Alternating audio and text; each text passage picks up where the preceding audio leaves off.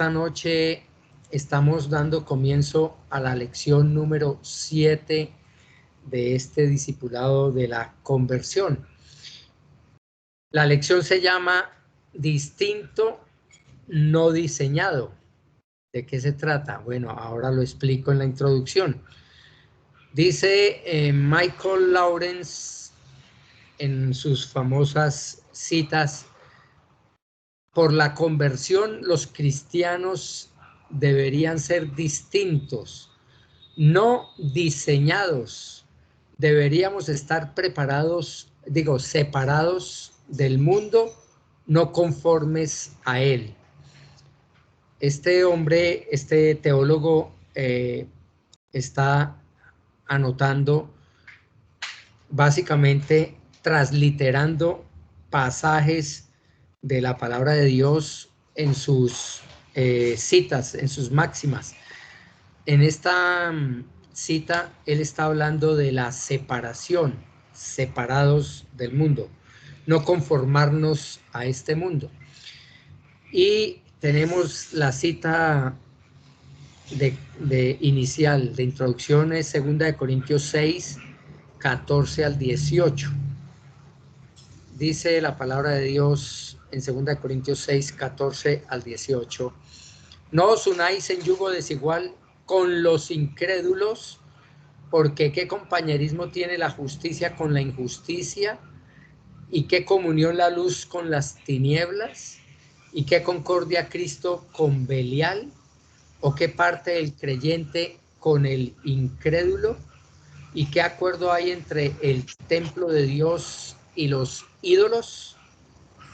Porque vosotros sois el templo del Dios viviente, como Dios dijo: habitaré y andaré entre ellos y seré su Dios, y ellos serán mi pueblo. Por lo cual salid de en medio de ellos y apartaos, dice el Señor, y no toquéis lo inmundo, ya yo os recibiré y seré para vosotros por padre, y vosotros me seréis hijos e hijas, dice el Señor Todopoderoso. Este pasaje es un pasaje que ha sido malentendido por la gran mayoría de creyentes, de pastores, de iglesias, porque aplican este pasaje al asunto del matrimonio, cosa que explicaré más adelante después de la introducción. Aquí a manera de introducción tienen ustedes en sus cartillas, en sus notas de la lección número 7, las personas se han dividido desde Babel, desde la Torre de Babel. ¿Recuerdan cuando el Señor Jesucristo, cuando Dios Padre derrama sobre Babel su juicio porque ellos estaban haciendo una torre para llegar al cielo?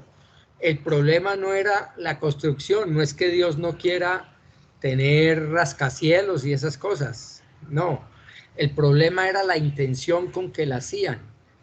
Esa torre de Babel, básicamente lo que buscaba era llegar al cielo y tener un dominio mundial, pero sin Dios.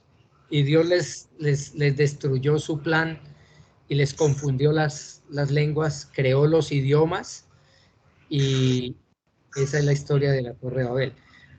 Sin embargo, lo que dice la introducción es que desde ese momento el ser humano está dividido. Por eso, cuando no se empezaron a entender entre sí unos a otros, cada uno cogió por su camino, y de ahí se generaron todas las lenguas e idiomas y dialectos que tenemos hoy en día.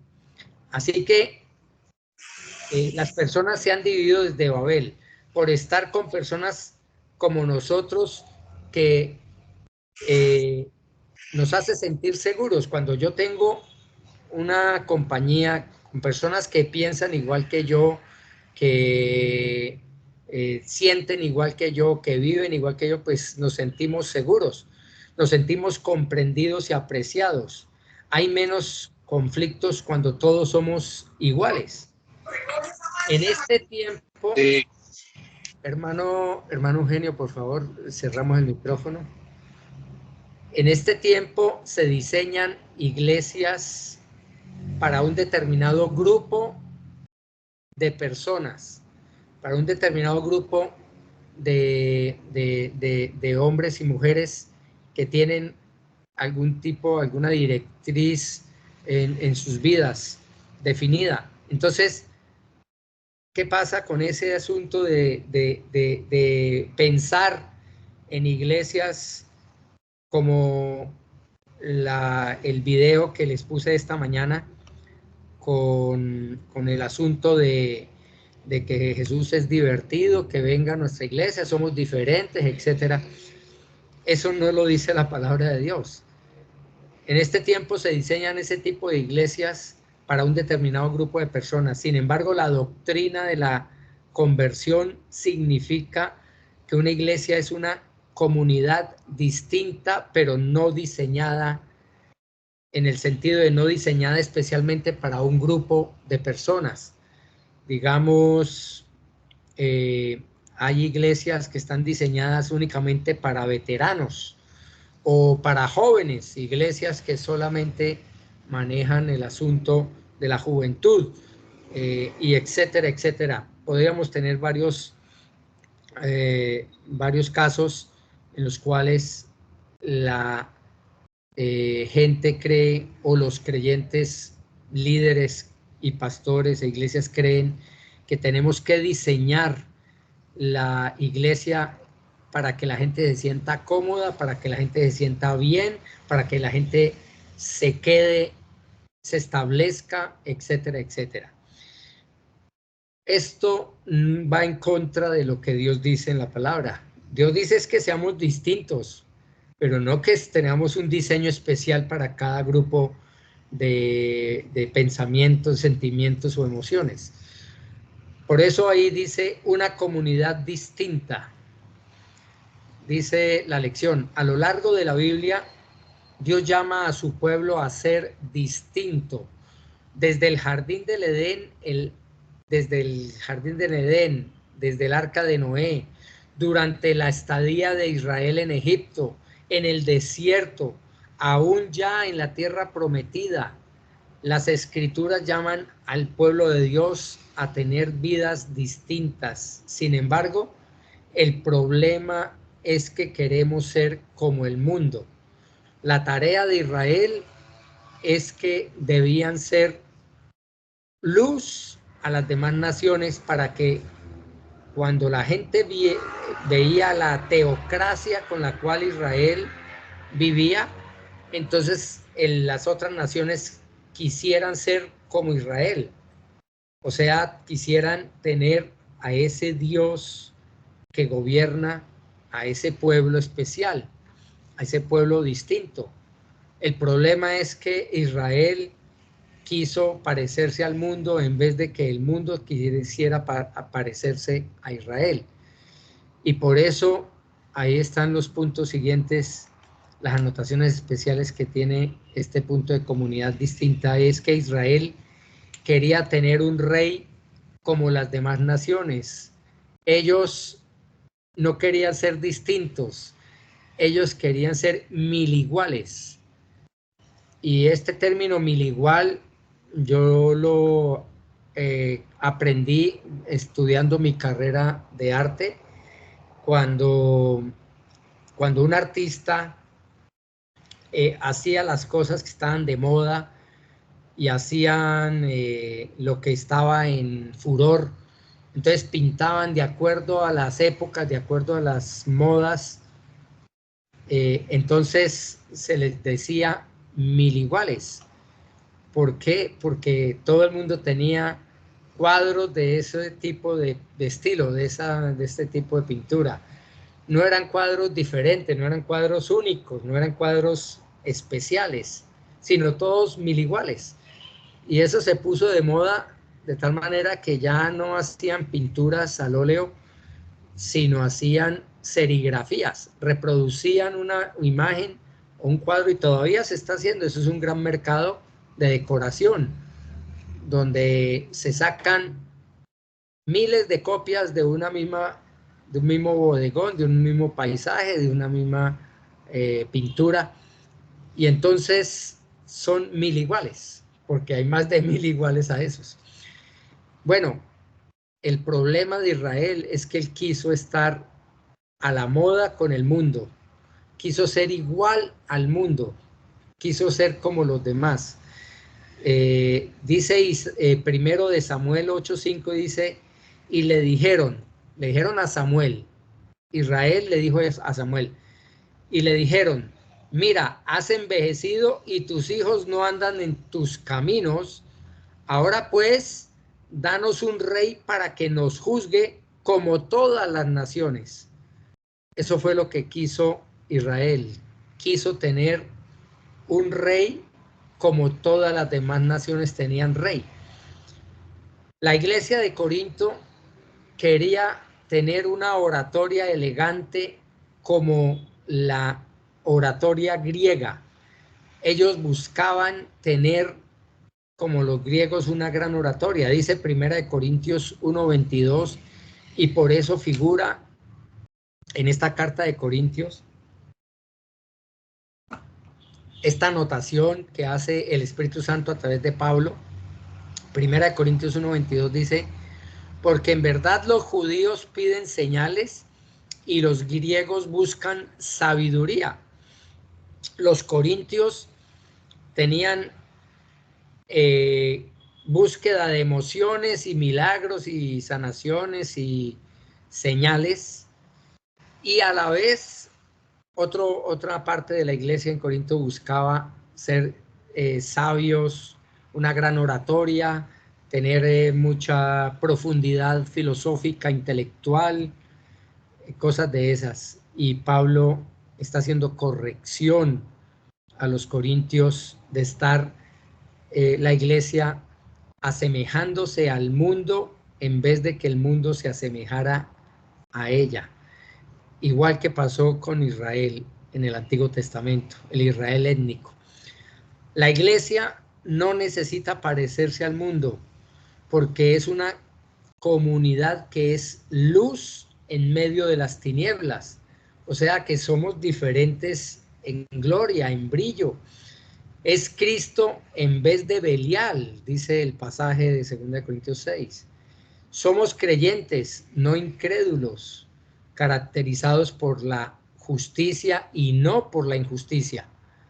Y eso sí que se está viendo cada vez más la brecha, porque hoy, más que nunca, estas últimas generaciones se ha desbocado la corrupción de una forma abierta, se ha manifestado el pecado de una forma abierta. Por supuesto que el pecado siempre ha existido, la corrupción siempre ha existido, la maldad del ser humano siempre ha existido. Cuando a mí me dicen que no, que hoy estamos más graves que antes, yo les digo que no. Todavía nos falta llegar al punto de maldad extremo, de tal manera que Dios derramó el juicio del diluvio sobre un mundo que lo colmó de la maldad. Los pensamientos del hombre eran de continuo el mal. Hoy por lo menos todavía podemos salir, podemos ir a un restaurante, tal. Bueno, ya poco a poco se van limitando las ocasiones porque ya la inseguridad está rampante y creciente. Pero todavía no estamos en esos extremos.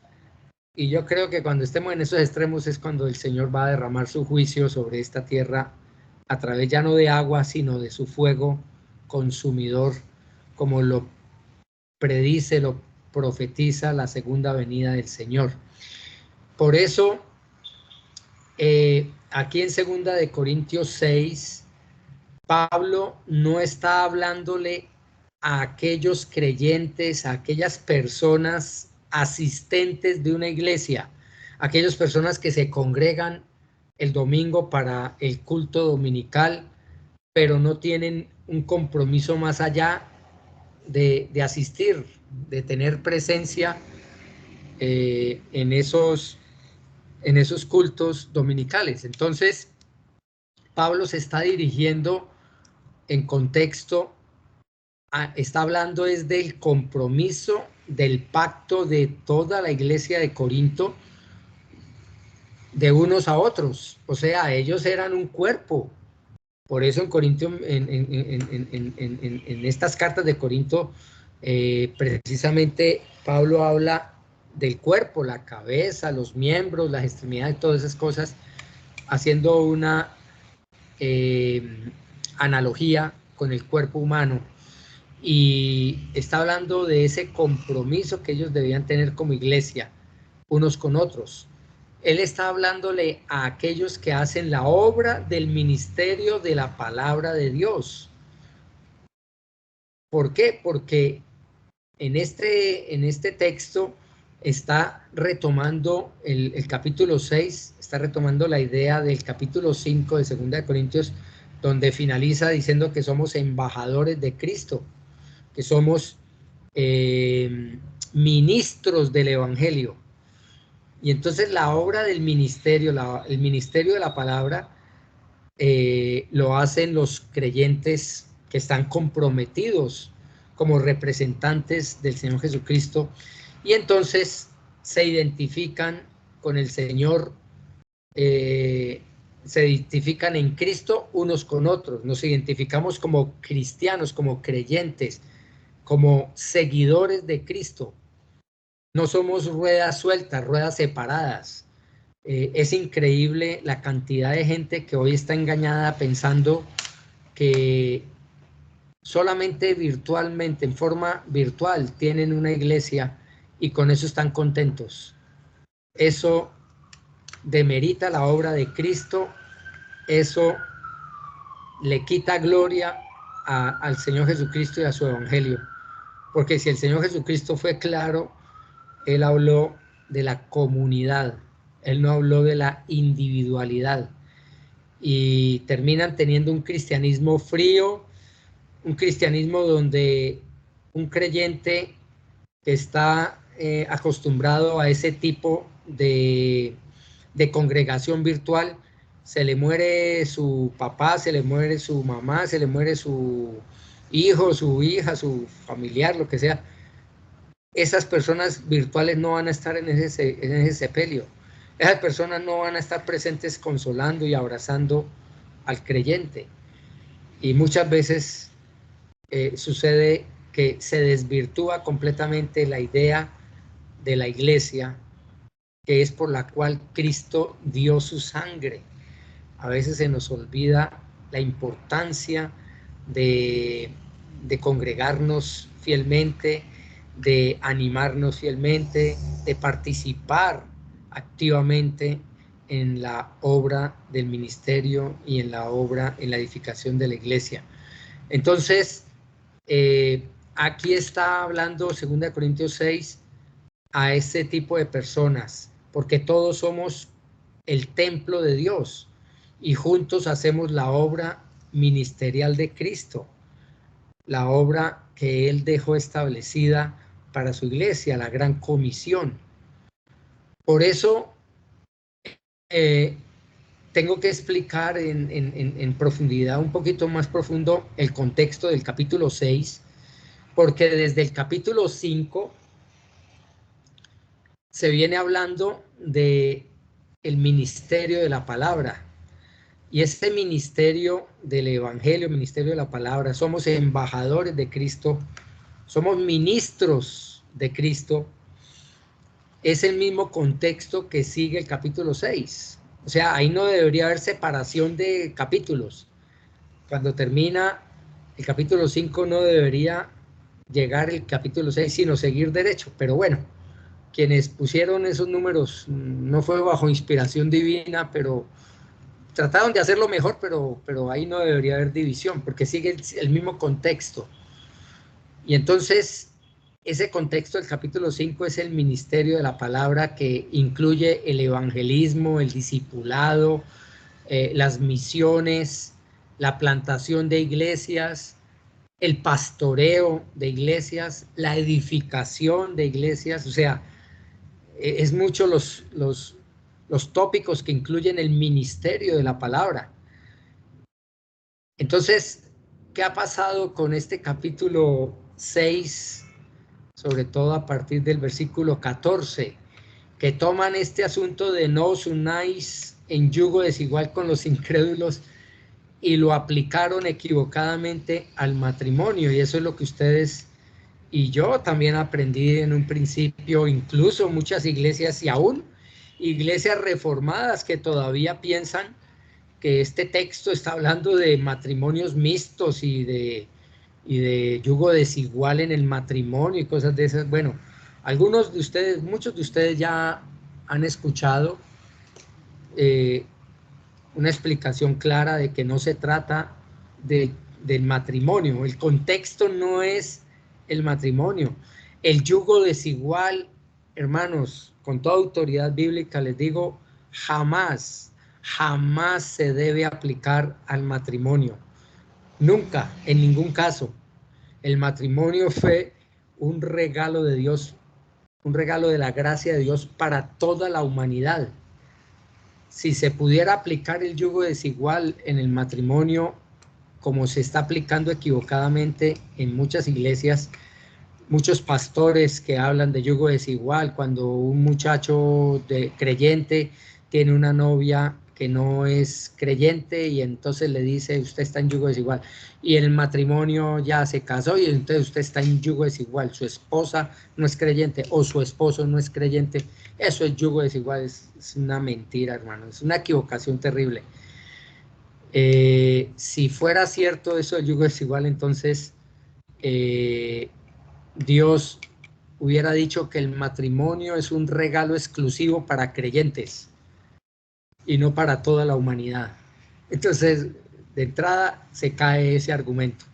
Pero bueno, ahí ustedes pueden consultar 1 Corintios 7, del 10 al 16, cómo el mandato de Dios para los creyentes es que no se separen jamás, no tienen por qué separarse y abandonar a los cónyuges incrédulos. Mientras éste consienta en vivir con un creyente o con una creyente, el creyente no tiene la autorización, no tiene la autoridad de separarse, de abandonar el matrimonio. El incrédulo, los cónyuges incrédulos sí lo hacen, porque no conocen a Dios, no tienen temor de Dios, no tienen a Cristo.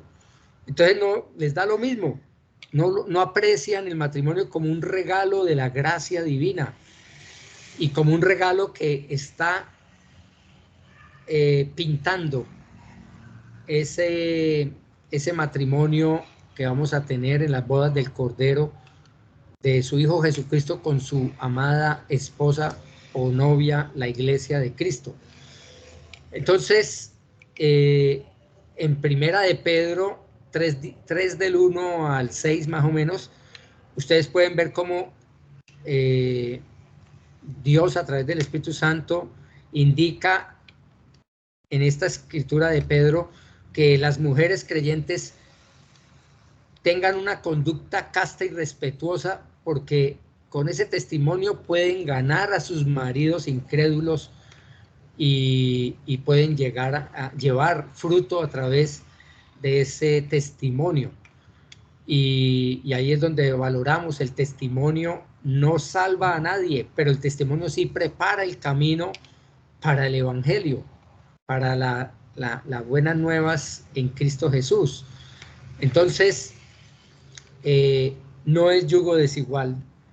Ahora, que un creyente se busque una novia del mundo, una novia que publica bobadas, incluso fotos y semidesnudos y todas esas cosas, pues eso no es yugo desigual, eso es falta de sabiduría, porque no tiene la misma comprensión, no tiene el mismo temor de Dios, el mismo respeto, y va a tener problemas indudablemente tanto en su noviazgo como en su matrimonio. Eso es diferente, yugo desigual es diferente a falta de sabiduría, pero ni siquiera ahí se aplica, porque otra forma de entender que no es yugo desigual este asunto del matrimonio es que Dios a nosotros no nos ha dado la capacidad de ver el corazón de las personas para entender si esa persona verdaderamente es hija de Dios o no, es convertida o no. Eso no lo podemos saber nosotros. Y casos hemos tenido, yo pongo el caso del pastor Paul Washer, se casó con la hija del pastor de su iglesia y 14 años después de estar casados, hasta 14 años después fue que esta mujer llegó a los pies de Cristo. Hizo todo lo que hizo en la carne y participó de niña en el ministerio de la iglesia de su papá y en los retiros de jóvenes y de adultos y todo esto, y se casó con Paul Washer, pero no era salva.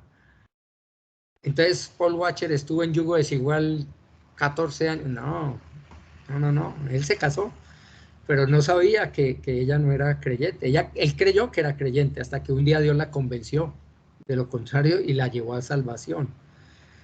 Y así hay muchos ejemplos, hermanos. Podemos tener muchos ejemplos en los cuales nosotros no tenemos rayos X espirituales para mirar el corazón de la gente. Y eso solamente lo sabe Dios y la persona, si realmente fue convertida por el Señor Jesucristo en esa salvación. Entonces, ¿qué dice ahí 2 de Corintios 6 para contextualizar el texto en cuanto a la lección número 7, distinto pero no diseñado en este discipulado de la conversión? Bueno, lo que está diciendo este pasaje cuando dice, no os unáis en yugo desigual con los incrédulos, aquí el Espíritu Santo, a través, usando al apóstol Pablo, está mostrando una realidad espiritual más profunda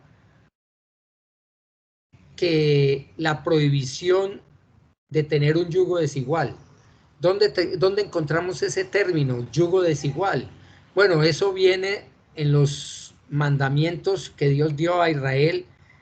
En Deuteronomio 22 tenemos esa mención, Deuteronomio 22:10. Dice, no ararás con buey y asno juntos. ¿Por qué? Porque eso es yugo desigual. ¿Cómo es que es yugo desigual arar la tierra? ¿Sí? Recuerden que el arado en la antigüedad era como una especie de T, ¿sí? Donde había un buey en un lado y otro buey al otro lado, y los bueyes avanzaban y tiraban la puya, el madero con la púa para arar la tierra, ¿cierto? Entonces, ¿cómo es que Dios mandó a Israel no arar el buey con el asno juntos? Sí se podía arar la tierra dos bueyes o dos asnos, pero no combinados. ¿Por qué? Básicamente porque primero la contextura de un buey es mucho mayor que la de un burrito. Fuera de eso, el tamaño, la contextura, el tamaño, la fuerza. Entonces, lo que está queriendo decir aquí es que si van a arar la tierra, si van a trabajar juntos por plantar algo, deben tener fuerzas equilibradas los dos animales que tiran ese arado. En el contexto histórico era así. Y si colocaban un buey con un burrito, pues esa tierra quedaba, los surcos quedaban, era torcidos, no quedaban rectos, las eras rectas, así como para poder sembrar, no, sino quedaba, perdían el tiempo, perdían la arada, no se podía, no era sabio. Entonces, hay algo más allá de esta mención. El yugo, no os unáis en yugo desigual con los incrédulos. ¿Por qué? Porque cuando dice con los incrédulos, ahí el apóstol Pablo, a través del Espíritu Santo, está haciendo notar que habían falsos apóstoles en Corinto que afirmaban ser cristianos, pero que en realidad eran siervos de Satanás, eran hijos del diablo, eran servidores del enemigo.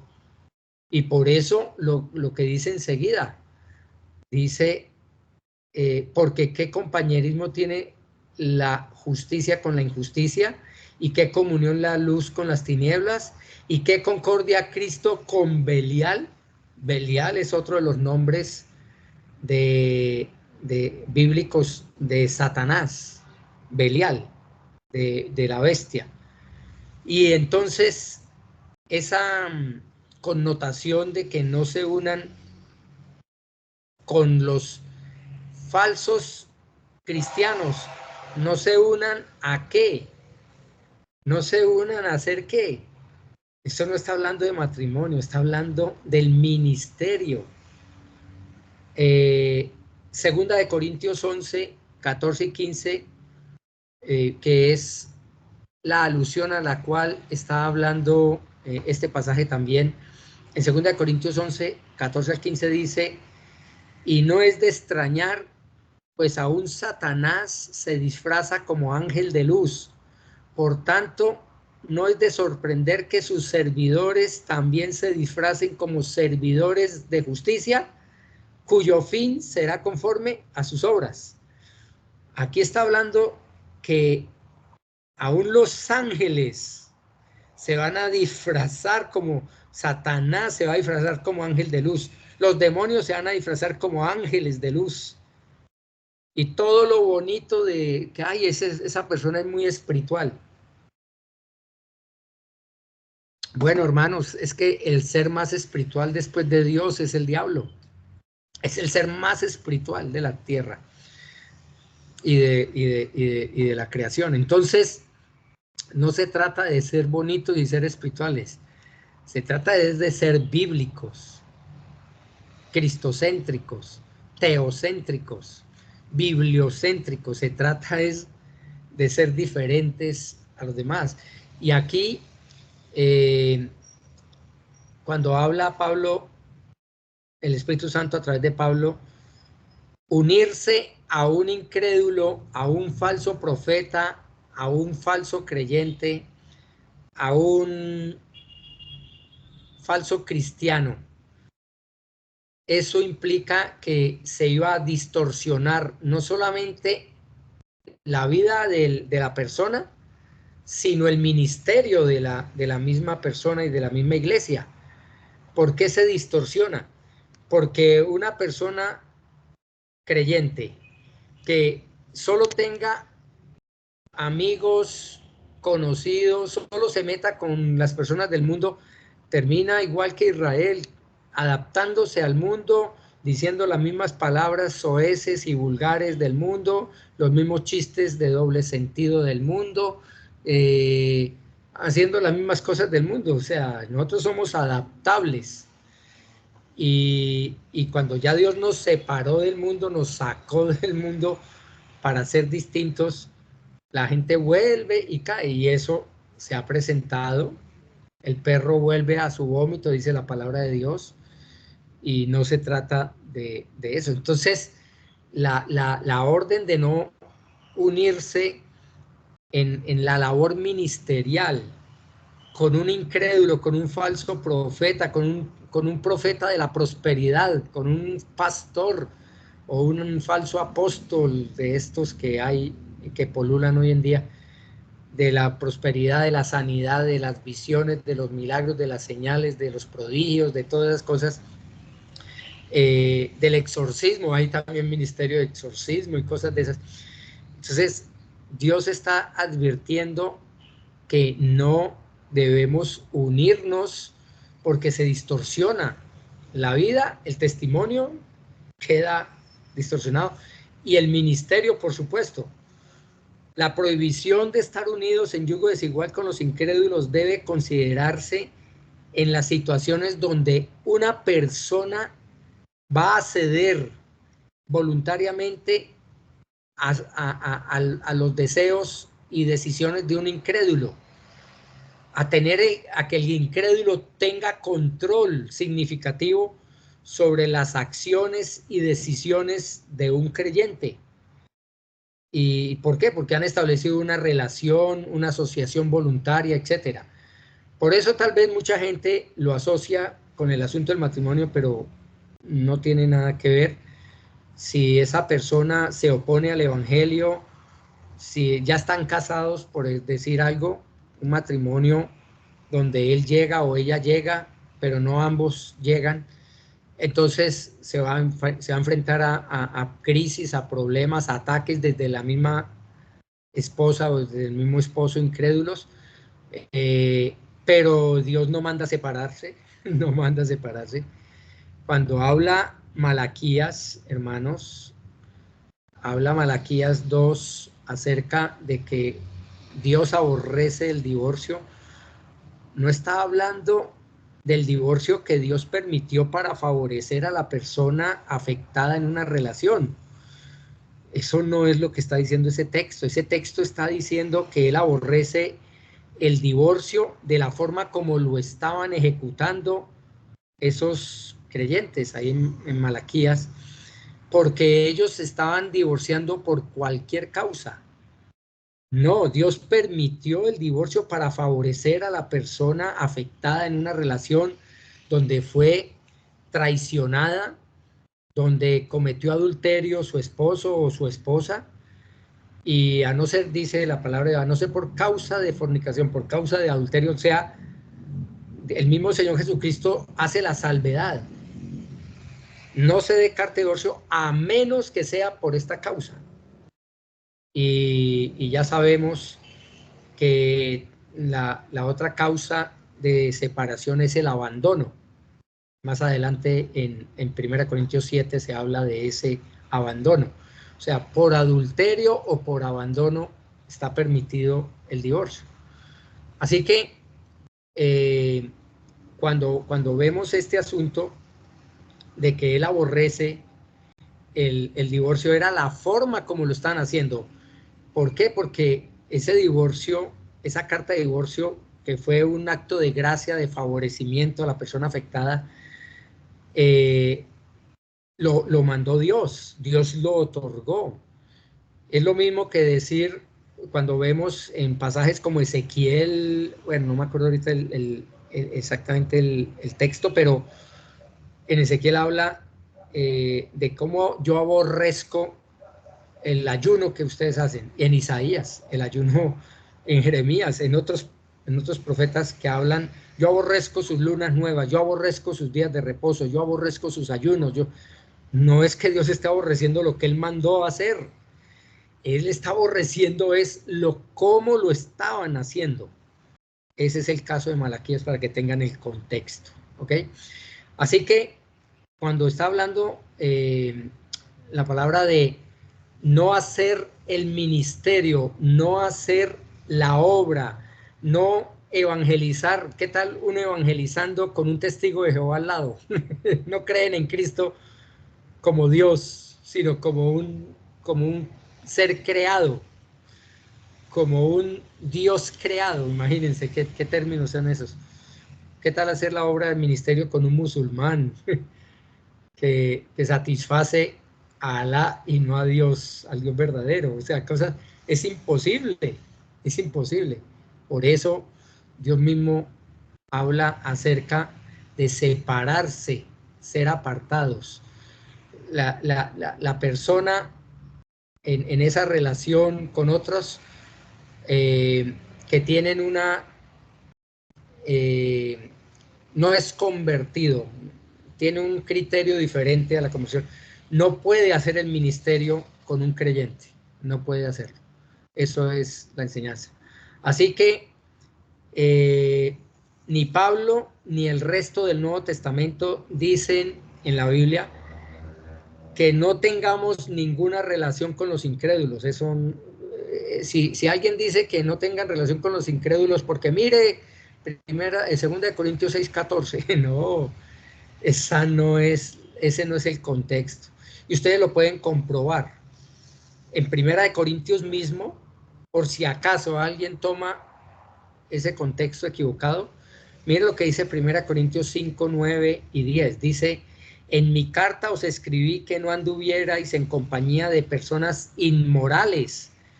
No me refería a la gente inmoral de este mundo, o a los ávaros y estafadores, o a los idólatras, porque entonces tendríais que salir del mundo. Estaba corrigiendo algo, una idea de que no es que usted no tenga relación con el mundo. Es que no se unan es con personas que diciéndose hijas de Dios están haciendo las herejías, el paganismo del mundo. Se está identificando con el mundo.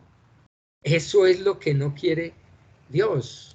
Un testimonio, ay no, es que esta iglesia me gusta porque mire, esto sí se parecen mucho a mí. Eso es lo que trata la máxima inicial de Lawrence cuando dice que no diseñados.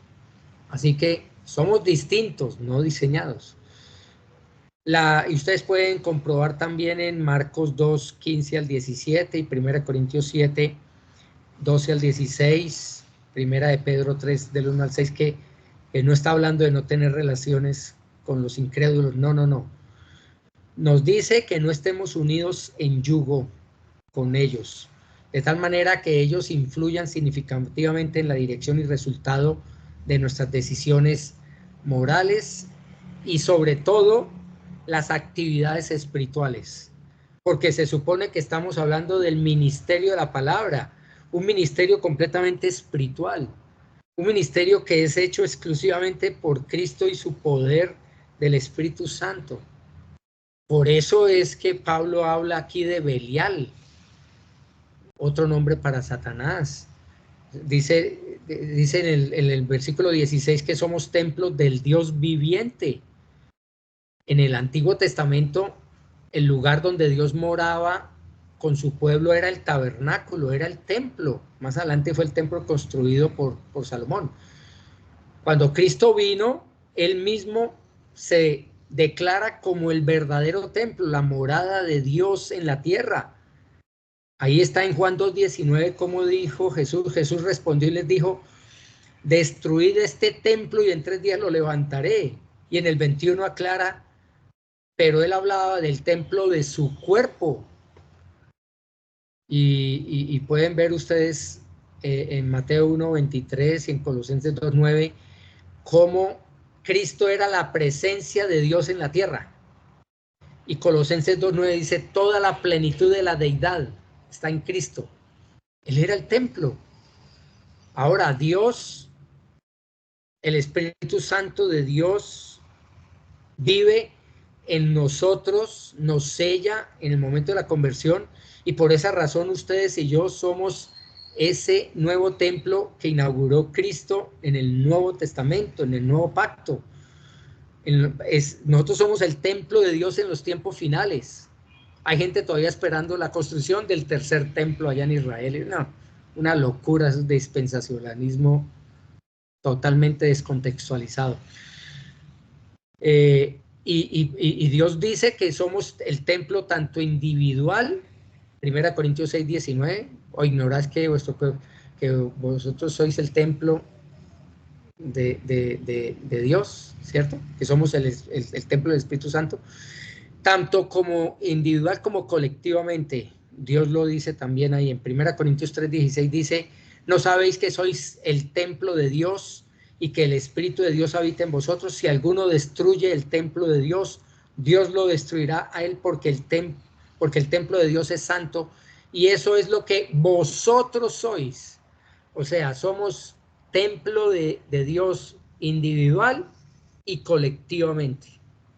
Eso es, por eso la importancia de reunirnos y congregarnos cada semana, porque la forma como tenemos esa relación como templos del Espíritu Santo, templos de Dios en forma individual entre semana, va a ser diferente en forma colectiva el fin de semana, pero son dos formas de adoración que Cristo mismo estableció para su iglesia. El que dice que no necesita iglesia tal está en contra de la voluntad de Dios, está demeritando la obra de Cristo, está despreciando a la esposa, la novia y esposa del Señor. Y debemos amar lo que Él ama. Por eso, la promesa de Dios del Antiguo Testamento, de que Él habitaría en medio de su pueblo, es lo que Pablo, a través del Espíritu Santo, está citando aquí. Aquí está citando que Él habitaría entre nosotros como Él dijo. ¿Qué está citando Pablo? Pablo está citando Levítico 26, 11 y 12, que dice: además haré mi morada en medio de vosotros y mi alma no os aborrecerá. Andaré entre vosotros y seré vuestro Dios y vosotros seréis mi pueblo.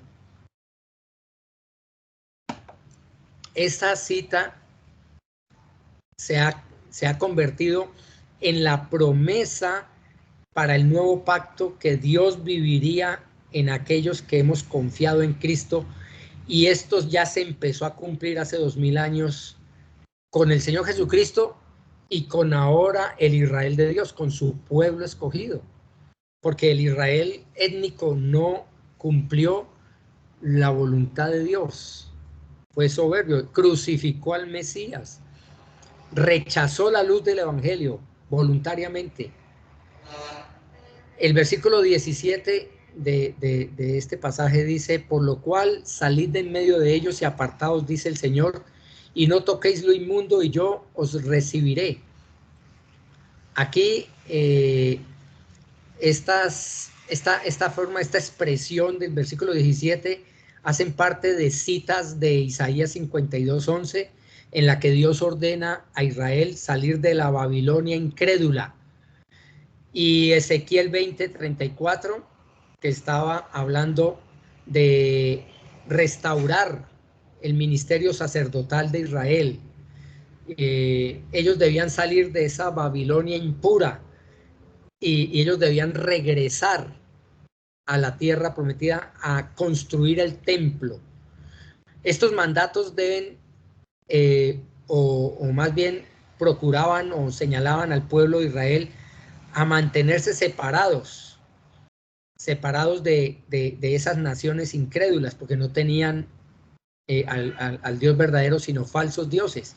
Así que los cristianos, ustedes y yo, ahora somos parte del templo de Dios y nos desempeñamos también como reyes y sacerdotes en Cristo Jesús. Por lo tanto, nosotros hemos empezado a dar cumplimiento desde hace 2000 años. Estamos dando cumplimiento a las profecías de Isaías, de separarnos de esa impureza del mundo para mantenernos limpios, mantener limpio el templo, tanto en forma individual como en forma corporal. Los versículos que fomentan aquí la separación de los creyentes tienen esta postura. Si implica la separación de falsos maestros endurecidos, falsos creyentes, hay que hacerlo de una vez. Hay que separarnos en la parte ministerial, hermanos.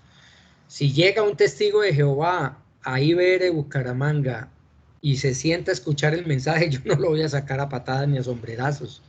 No, no, no. Dios tendrá algún plan con esta persona que escucha el Evangelio. O los pecadores, es lo mismo, es igual. No, no, no. Estamos hablando de hacer el ministerio con este tipo de personas, de relación. Y el versículo 18, ya para finalizar el contexto de este pasaje, dice: y seré para vosotros por padre, y vosotros me seréis hijos e hijas, dice el Señor Todopoderoso.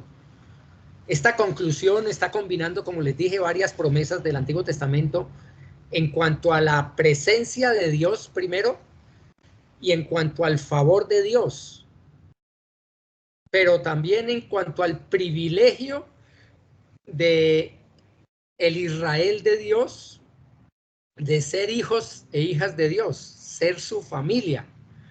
O sea que tenemos ahí la combinación de esas promesas que se cumplen en Cristo, todas se cumplen en Cristo, de su presencia, de su favor y de su familia. O sea, somos adoptados, somos hechos hijos de Dios en Cristo Jesús. Somos adoptados para la familia de Cristo. Hoy se está cumpliendo esto en la iglesia de Cristo, no en la iglesia, porque hay mucho tipo de iglesia que no es iglesia de Cristo. Los cristianos estamos tan unidos a Cristo que estamos participando de su filiación mesiánica, del beneplácito del Padre, de la glorificación.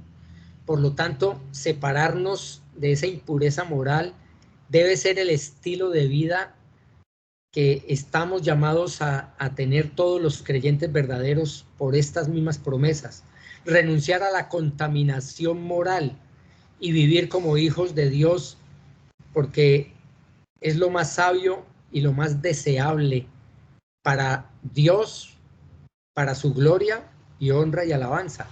Por eso Filipenses 2:15 dice que para que seamos irreprensibles y sencillos, humildes, hijos de Dios sin tacha en medio de una generación torcida y perversa, en medio de la cual resplandecéis como luminares en el mundo. Los creyentes debemos hacer todo esto al darnos cuenta de que estamos cumpliendo esas profecías de la restauración de Israel, no del Israel étnico, sino del Israel de Dios. Jesucristo es el Israel de Dios y en Cristo nosotros somos el Israel de Dios, dice Gálatas 6. Así que ustedes y yo debemos notar el contexto de restauración de esas referencias del Antiguo Testamento en este pasaje de 2 Corintios 6, sobre todo hay versículos 16 y 17.